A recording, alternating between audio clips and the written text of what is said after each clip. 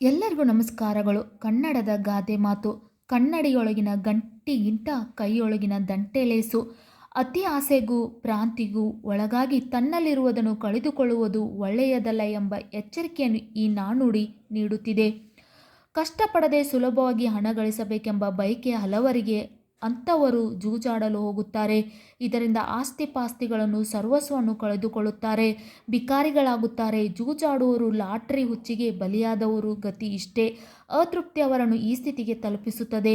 ಮನುಷ್ಯನಿಗೆ ತೃಪ್ತಿ ಇರಬೇಕು. ಕನ್ನಡಿಯೊಳಗಿನ ಗಂಟಿಗೆ ಕೈಗೆ ಸಿಕ್ಕಿದ ಕನಸಿನ ಕೈ ಚಾಚಬಾರದು. ಹಾಗೆ ಮಾಡಿ ಇರುವುದನ್ನು ಕಳೆದುಕೊಳ್ಳಬಾರದು. ಮನುಷ್ಯನಿಗೆ ತೃಪ್ತಿ ಇರಬೇಕು. ಕನ್ನಡಿಯೊಳಗಿನ ಗಂಟಿಗೆ ಕೈಗೆ ಸಿಕ್ಕಿದ ಕನಸಿನ ಕೈ ಚಾಚಬಾರದು. ಕೈಗೆ ಸಿಗೋದೆಲ್ಲಕ್ಕೂ ನಾವು ಕೈ ಚಾಚಬಾರದು. ಕನಸಿಗೆ ಕೈ ಚಾಚಬಾರದು. ಹಾಗೆ ಮಾಡಿ ಇರುವುದನ್ನು ಕಳೆದುಕೊಳ್ಳಬಾರದು ಎಂಬುದು ಈ ಗಾದೆ ಮಾತು ಹೇಳುತ್ತೆ. ನಿಮಗೂ ಕೂಡ ಈ ಗಾದೆ ಮಾತು ಇಷ್ಟ ಆಗಿದ್ದಲ್ಲಿ ನಮ್ಮ ವಿಡಿಯೋಕ್ಕೆ ಒಂದು ಲೈಕ್ ಮಾಡಿ, ಶೇರ್ ಮಾಡಿ, ಸಬ್ಸ್ಕ್ರೈಬ್ ಮಾಡಿ. Thank you.